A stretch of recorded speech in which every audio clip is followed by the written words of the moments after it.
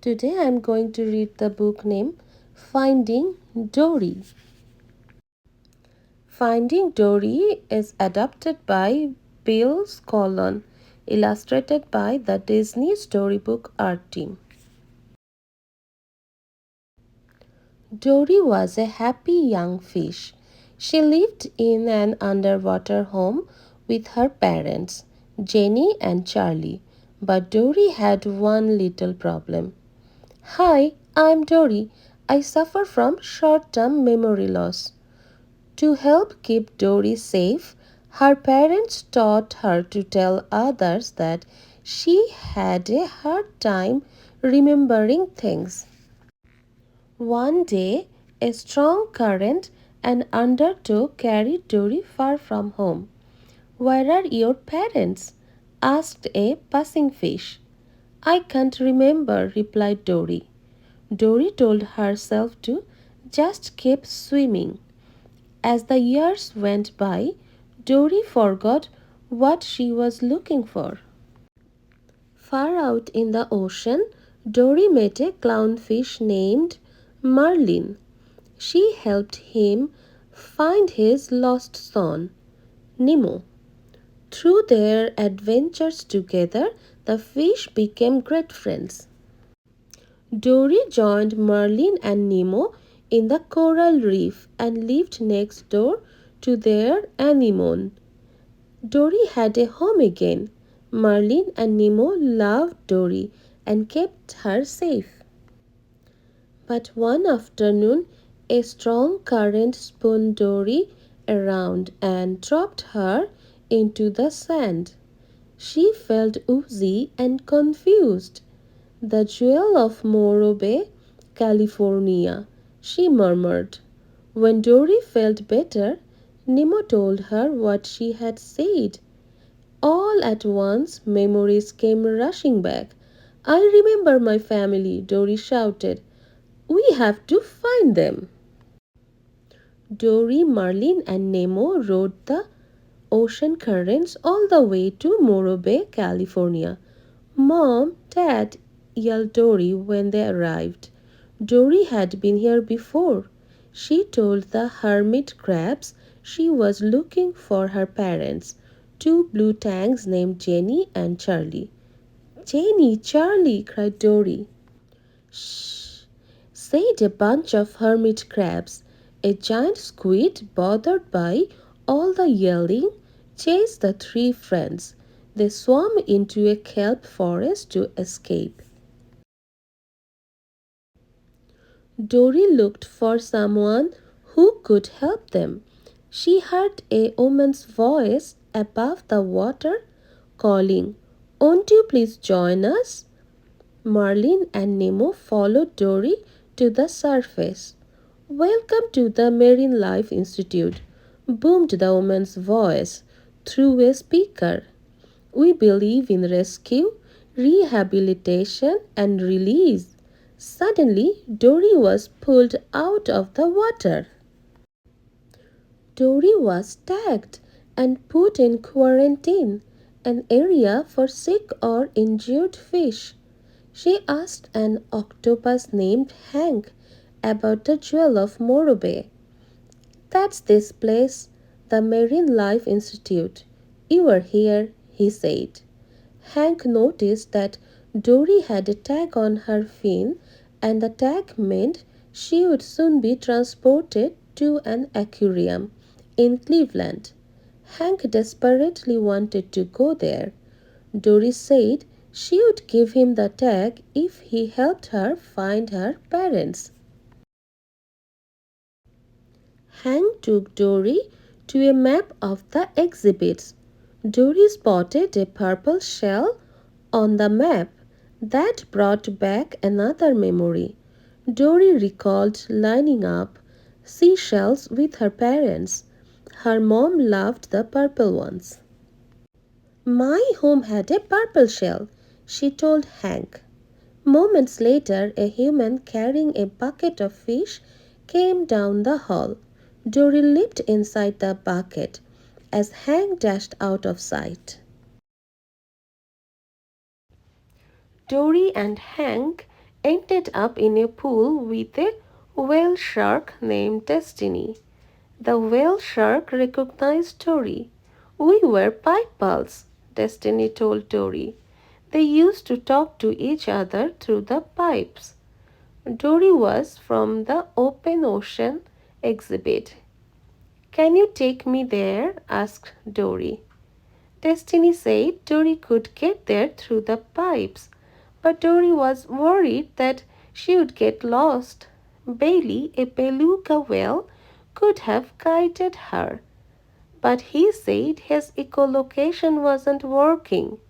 There is no other way, said Hank. Dory remembered her dad saying, there is always another way. Then she spotted a stroller across from Destiny's pool. She had found another way. Hank pushed the stroller while Dory navigated. But after a few wrong turns, Dory and Hank crashed into the Dutch pool. It was a nightmare. Little hands jabbed at them from every direction. Dory remembered her parents saying, just keep swimming. As Dory led Hank across the pool, somebody poked Hank and caused him to release his ink. The water turned black and scared all the kids away. When Dory and Hank surfaced, they saw the open ocean exhibit. It was straight ahead. Meanwhile, Marlin and Nemo were trying to get inside the institute to find Dory. Luckily, a loon named Becky agreed to fly them in. Drop us anywhere, shouted Marlin.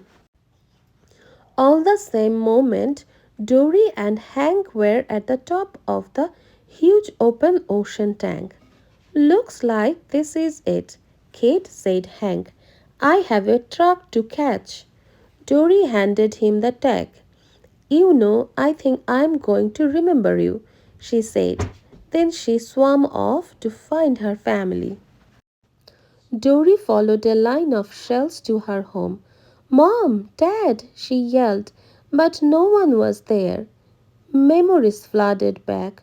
Dory's parents had warned her about the undertow, but one evening she swam out to get a purple shell for her mom. Dory went too close to the undertow and was pulled away. Dory gasped. It was my fault, my parents, I lost them. A crab told Dory that all the blue tanks had been taken to quarantine. They are being shipped on a truck to Cleveland at the crack of dawn, he said. Dory had to get back to quarantine fast. Go through the pipes, said another crab. Two lefts and a right. Simple. Dory bravely entered the maze of pipes, but she was soon lost. Then she remembered her pipe ball and called for help. Destiny! Destiny asked Bailey to try using his echolocation to help Dory. He sent out a call and listened for its echo. Little by little, the pipes came into focus. It's working, Bailey shouted. Then he saw Dory. Tell her to go left. Ooh! But something else was in the pipes, too, and it was heading right for Dory. Dory screamed. Oh no, said Bailey. It's eating her. Oh, Dory, Destiny sobbed. But Dory couldn't have been happier. It was Merlin and Nemo. How did you two find me? Asked Dory. We were having a very hard time, said Merlin, until Nemo asked, what would Dory do? Dory, Merlin, and Nemo made it to the blue tank in quarantine. Dory's parents weren't there. They came here to look for you, said a fish, but they never came back. That was years ago. Dory was stunned. They are gone, just as the blue tanks were about to be loaded onto the truck bound for Cleveland. Hank scooped up Dory. Then a human grabbed Hank, causing him to drop Dory. She slipped down a drain that led to the ocean. Once again, Dory was alone. She felt hopeless. Then she remembered Nemo's words. What would Dory do? Dory followed a path of shells. She saw two fish swimming towards her. Dory, you are here. You found us, said Jenny. Her parents explained that when she had gotten caught in the undertow, they went to look for her in quarantine. When they didn't find her there, they went to search for her in the ocean. Have you been by yourself all these years? Asked Charlie. Suddenly, Dory remembered Merlin and Nemo. She had to get them out of the blue tank and off that truck. Dory and her parents swam to the surface just as the truck pulled away. She called to Destiny and Bailey, and they both jumped into the ocean to help. Bailey used his echolocation. Ooh, the truck was heading for a bridge. Dory needed a plan. She asked herself again, what would Dory do? When she saw a group of playful otters under the bridge, Dory had a plan. The otters were happy to help. They climbed up to the road. Then Destiny flipped Dory onto the highway. The otters caught her, and on Dory's cue, they all embraced. Traffic came to a stop as drivers admired the cuddly creatures. One of the otters opened the back door of the truck and brought Dory inside. You came back, shouted Nemo. Of course, said Dory. You are family. Merlin called for Becky to fly them out of the truck, but the loon flew off with only Merlin and Nemo. Dory and Hank were still on the way to Cleveland. Dory found another way out of the truck, through the skylight. Hank scared of the driver and grabbed the wheel. He put Dory in a cup on the dashboard. I steer, you navigate, said Hank. The two friends turned the truck around and drove it into the ocean. Dory, her parents, Merlin, Nemo, Hank, Destiny, and Bailey were all reunited. Not long after, everybody was living happily together in the coral reef. Hank, Destiny, and Bailey enjoyed teaching at the school. And Dory loved playing hide and seek with her parents, just like they had done when she was little. At last, surrounded by her family and friends, Dory was truly home. One day, Merlin followed Dory to the edge of the reef. The two gazed out at the peaceful open ocean. Wow, said Merlin. It really is quite a view. Dory smiled. Unforgettable. If you like my book reading, please like, share, and subscribe my channel. Thank you for watching.